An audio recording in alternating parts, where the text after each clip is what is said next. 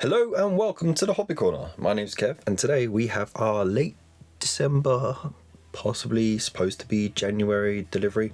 I'm not too sure, but here's the December delivery, the 2nd of the month. Whether or not that's because the one previous was that late or it's just a timing thing, because we know that on 2 occasions throughout this entire collection you will get 2 deliveries in a month to even it all out. Anyways, we'll get to that another time. First of all, let's get rid of all that nonsense from the festive season and have a look at what we got. So in this delivery, we got this questionably shaped paint handle. It's a lot smaller than I thought it'd be. Upside down wine glass, I think is the nicest way to say it.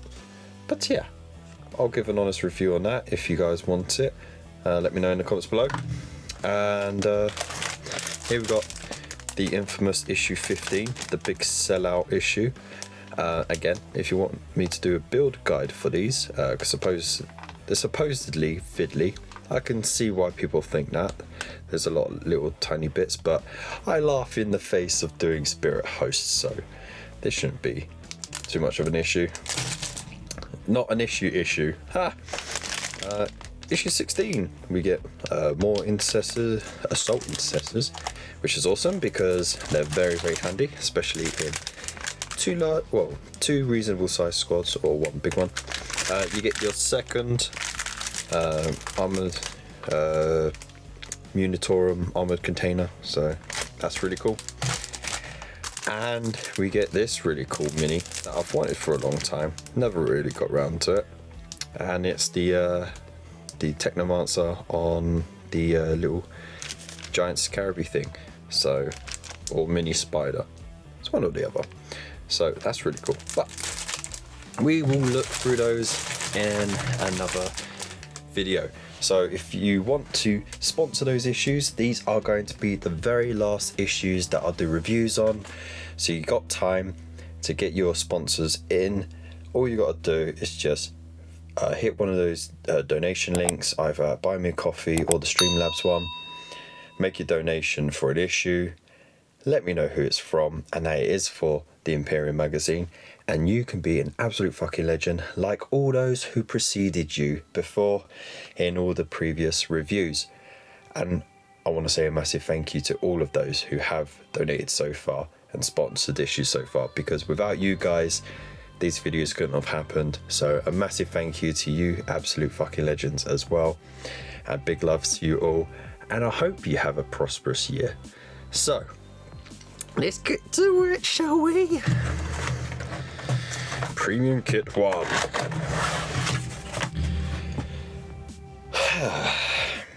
Seems underwhelming, doesn't it? Especially because this is £2 extra an issue, or $3 if you're the American cousins.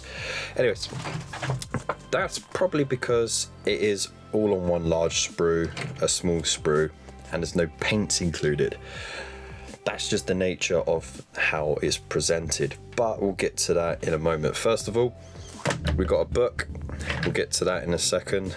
We want to see this lovely Chaos Sorcerer. I mean, the detail on that is absolutely amazing, and these are all from the most recent release. I can't remember if it was earlier last year or was it the end of the year before. They did Shadow War box where you had new infiltrators for the Primaris, and you had brand new Space Marine, Chaos Space Marine stuff as well. Dark Mechanicum stuff is pretty cool. But yeah, it's a really nice sculpt, so I can't wait to get some paint on that. That's going to look pretty cool. Should have all the bases.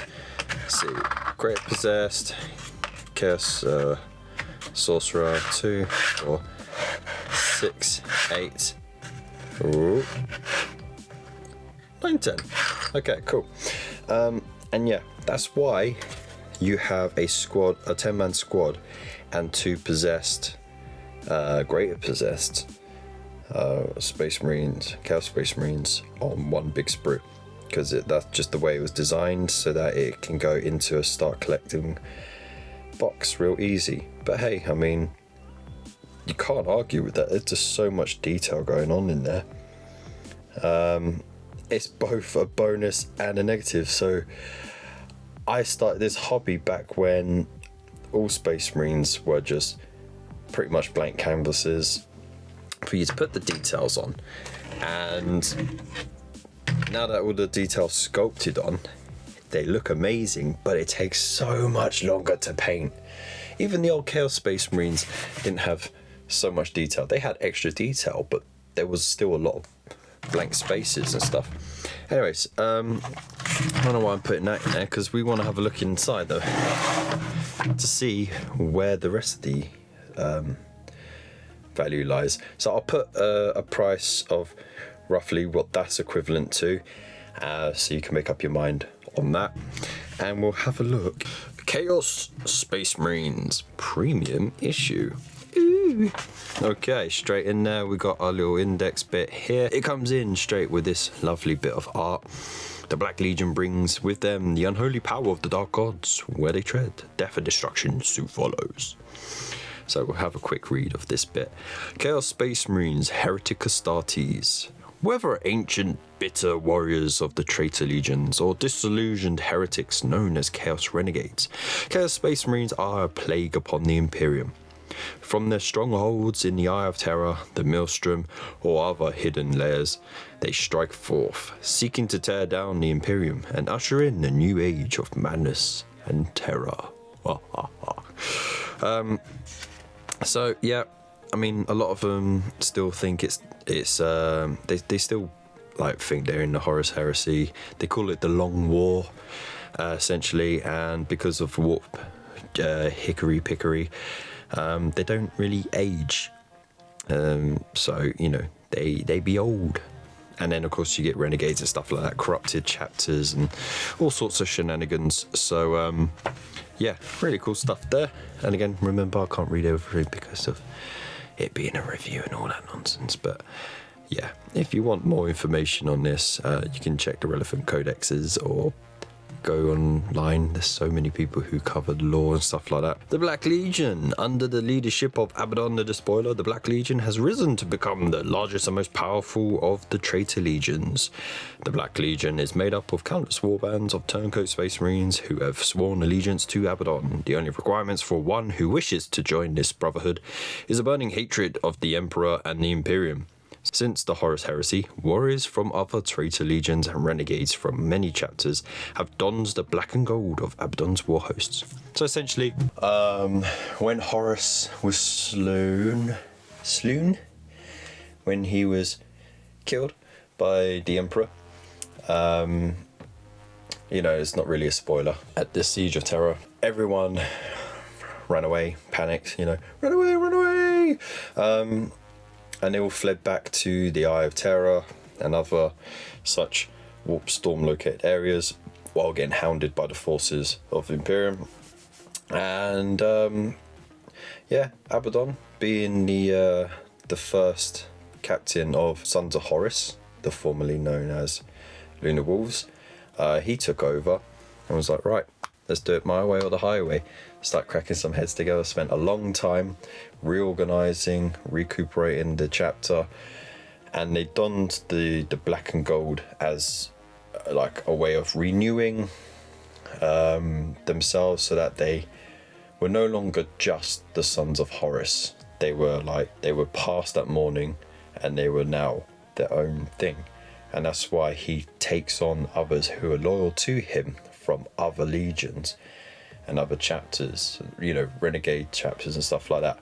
So there you go. That's why he has the biggest war host. And of course, he's got a lot of cunning and tactical acumen as well. So moving on. Glory, damnation, or death. Most Chaos Space Marines are consumed with the lust of power. Their ultimate goal is to attain immortality, to become a demon prince. Most fail to successfully walk the path to glory and are slain in battle or mutated beyond recognition into hideous, mewling abominations known as Chaos Spawn. We have Chaos Sorcerer, channeling the warp energies. Blah, blah, blah. So sorcerers can warp reality itself with arcane rituals horrific demon packs. They channel the soul-searing energies into the warp, of the warp into lethal hexes and blasts of weird flame. Consumed by the corrupting power of the dark gods, Chaos Sorcerers are even more cruel than their followers. What? So you got corrupted power armor, which, you know, energies of the warp has soaked into it and twisted it. You got your force stave, bolt pistol, because they're standard. I mean, they're pretty much, you know, equipped like a regular sidecar, but just twisted and nasty and a bit more like warlocky, sort of evil wizard sort of styley. They've got psychic powers as well, which are usually in a form of hexes. The Libra Chaotica, so Chaos Scripts and Scrolls of Forbidden Lore, all that cool stuff. It looks pretty cool. It's badass.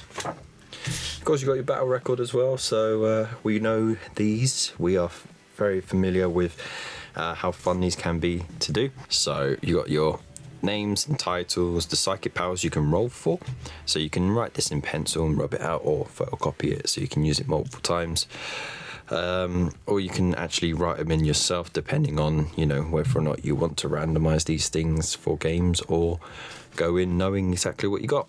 Veteran, so what he specializes in: Pyromancy, Hexmaster, Fate Weaver. The Mark of Chaos, you'll notice there is no follower of Khorne. That's because he does not suffer the Psyker. So yeah, you got Nurgle, Slanesh, Sinch, Undivided, and Faithless. Boom. Awesome. Chaos Space Marines, fell warriors of the Traitor Legions. Chaos Space Marines have the same genetically enhanced bodies, weaponry, and fighting skills as the Loyalist Space Marines, to which have been added the powers of chaos. These blood-soaked heretics have turned their backs upon the Imperium in pursuit of power, glory, and vengeance. So there you go, all the usual stuff that you would find with regular Space Marines. You've got bolt guns, plasma guns, autocannon, chain axe, plasma pistol, Astartes chainsword, but in their own little style, which is very, very cool. And of course, again, you got the battle record here. You can name the aspiring champion, who's like, you know, squad veteran sort of thing, sergeant. The Marks of Chaos, there you go, you got the followers of Khorne there, blah blah blah, you know the rest. I do like the veterans of the Long War. You can roll for what they specialize in: it: guerrilla fighters, melee skirmishers, crazed zealots, saboteurs, line troops, and shock troops. I mean, you can pretty much guess which chapters or legion, each one would suit most. I mean, saboteurs is definitely going to be the Alpha Legion, because, you know, sneakies. But then we know that every legion is the Alpha Legion, so. And then we've got Greater Possessed, willing demonic hosts. Some Chaos Space Marines give their bodies up to demonic possession. This is a horrific process during which the body of the host is mutated and their personality lost. A chosen few are possessed by more powerful demons, becoming Greater Possessed, stronger and far more savage. Ooh. So, you got Crushing Claws, you got Slavering Maws, you got Mutated Flesh and Mutated Power Armor, you got Twisted Talon, Demonic Energy, and a Demonic Visage, where the demonic energy is just spewing forth from the armor and just pushing their faces everywhere. I kind of like the demonic energy here as well. That's pretty dope. Cool stuff. And then, of course, each one has its own battle record, so they're not a unit, they are separate entities, which is kind of cool. Well, it says Greater Possessed radiate an unholy charisma that inspires their allies to great acts of violence. No two Greater Possessed are exactly alike. Each bears different mutations upon its twisted body. So we'll move on to something else. They got cool names and stuff though. Building. So you build the Sorcerer. You build the two Possessed, which are quite easy to build actually. You can build all these ones. The heads, I would assume you can swap them around because they don't seem like they specifically fit in any one set of armor, so that's something. There might be some other interchangeable bits, like maybe you can swap around the power packs, and you can always have fun, see if there's any other interchangeable bits. Just keep track of what you're swapping around so that you don't end up with bits that don't match up with body parts. You don't want to waste any, do you? And then of course you've got your how to paint. It does say paint black and then do gold trim. I would say invest in a rattle can, get yourself some gold, spray them gold, and then paint the panels black, because that will be a lot faster and a lot neater than doing it this way and then having to tidy up afterwards, because the amount of detail that they have that's going to be in gold is crazy. But that's if you want to paint them in the Black Legion paint scheme, of which you should have most of the paints for by now, with the exception of a couple, just a couple, but you'll get them before issue 30, so you should be able to finish them by then. So this isn't like a project that you can finish straight away. It's sort of something that you do as you continue with this lot, but you can start playing with them straight away. So there's a fair amount of paints going on in there, but the step-by-step guide is pretty cool, and you get a really solid result there. I mean, that's a pretty good result, so I'd be happy with that. Pretty good. Moving on, we've got data sheets. So we've got the full data sheet for the sorcerer. So you've got your abilities, and you've got your psychic abilities, infernal gaze, diabolic strength, or warp time. You get to choose 2 of those, so you know you can manifest 2 of them in any psychic phase and deny 1, so that's fine. You also know smite as well, so it says it knows the smite, psychic power, and 2 of the following powers. Before the battle begins, choose which ones. So that's why you got that slot on the battle record, so you can keep track. It's pretty solid, dude. You don't want to get him in combat though. Definitely a support unit. You got your Chaos Space Marines with all of these different weapon options. Is the war gear as well, pretty standard template there. And then the Greater Possessed, you got all these different abilities down here as well, but demonic mutations doesn't say anything about those. It just says strength user, -2 AP, D3 damage. But I mean, you got 5 attacks in your strength 5, toughness 5, 5 wounds. That's pretty tough. So definitely good for holding up a unit. So stop the ritual. As Imperial forces continue to press deeper into the Ramesses system, a new threat emerges. Task Force 15 has encountered Abaddon the Spoiler's Black Legion on the feral world of Yala. I'm going to call it Yala, not Yala or Yala, but I think it's Yala. But you can correct me in the comments if you think it's completely different. The Ultramarines must destroy the forces of chaos before they establish a foothold in the Pariah Nexus. Ooh. So, the barren world inhabited by savage tribes and monstrous creatures, Jala has seen its share of blood and slaughter.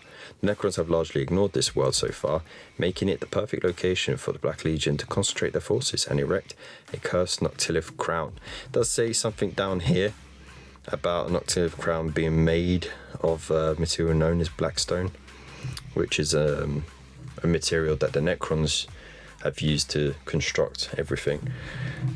So they've kind of just like gone and taken Necron tech and turned it on them. Initiate mission, stop the ritual. So the mission briefing: the Black Legion have assembled the sacrificial offering and begun a ritual to empower the Noctilith Crown. The Ultramarines must slay the sorcerer conducting the ritual before the Black Legion's plans come to fruition. The forces of chaos cannot be allowed to grow in strength while within the Ramesses system. So Noctilith Crown is kind of like a Stargate. You can see the little picture there, but it's not a Stargate because of IP reasons. Shh. This battle mat, it doesn't specify which battle mat does it. Mission rules, before setting up the terrain, the photograph cut out. That. It's located, yeah, we know where it's located. It's placed in the center of the map, as shown as below. No terrain features can be set up within 3 inches of the Noctilith Crown. So it assumes that you know about placing terrain and stuff like that. There's warp rights, the Chaos Space Marines sorcerer can attempt to perform this psychic action in its psychic phase if it is within 1 inch of the crown. It says warp charge 3, so it takes a psychic action. Seize ground, which is progressive. At the end of each player's command phase, the player whose turn it is scores 10 victory points for each of the following conditions they satisfy, for a maximum of 20 victory points. They control 2 or more objective markers. They control more objective markers than their opponent controls. So it's like there's 2 there, and then of course you got the ground there. This mission objective cannot be scored in the first battle round. Slay the Warlord, which is an endgame. At the end of the game, the Space Marine players scores 30 victory points if the enemy Warlord is destroyed, which is the Sorcerer. And the Ritual, which is a progressive one, the Chaos Space Marine player earns 10 victory points each time they successfully complete Warp Rites action. Mission Forces. Of course, you got your Sorcerer, 2 Greatest Possessed, and 10 Chaos Space Marines versus a Librarian, 10 Assault Intercessors, and 3 Aggressors. It's going to be quite a matchup. The Assault Intercessors will just get shot at a lot, but once in combat, they should make short work of the Chaos Space Marines. The Greatest Possessed, though, I'm not sure how they'll hold up if you charge them into the Assault Intercessors or the Aggressors. But I know the Aggressors are going to wreck the Chaos Space Marines because they get so many shots out. So that is that. And then of course the next premium one, you get your Brood Lord, Gene Stealers and Termagants. I think the only miniature in that that isn't 10 years old is the Brood Lord. And I think it's about 4 or 5 years old. And yeah. The rest is about 10 years old, I think, if that. I think it might be more. And of course you've got Tau and Orcs after that. So yeah, that is the first premium issue. Again, let me know if you want a build guide, paint guide for this. Let me know if you think it's worth the extra £2 an issue in the comments below. And what are your thoughts on the content? I think it's alright. It's kind of on par with what we saw in the Mortal Realms one, you know, which was a massive step up from the original Conquest premium stuff, which I honestly think they should have stuck with those hard card mats because they were the best bit of it. The data cards are useless after 5 minutes because they just get outdated. The dice, they were clunky, chunky, and half of them were just really badly coloured, especially the pissy yellow ones. And the tokens, again, you can do without tokens. It was all about the hard card cutout. If you had that, along with the minis, and that issue which just slid off the desk, it would have been perfect. But again, let me know in the comments below. As always, subscribe, like, share. If you want to be an absolute fucking legend, you can help sponsor one of those issues. Remember, it's the last delivery I'm going to be covering because after this month, I don't know where I'm going to be living because we're in the process of finding somewhere new. So things will slow down after the end of January. So we'll see how it goes. So if you want to sponsor that, cool. If you want to be a member and buy me a coffee or YouTube like these absolute freaking legends, then hit that membership tab under the video to join via YouTube, or go over to the buy me a coffee link where you can get yourself some more perks to unlock. Either way, massive thank you to these people. Massive thank you to you for watching and supporting the channel. And I hope you all have a fantastic new year. Big loves to you. Stay safe, stay beautiful. Peace.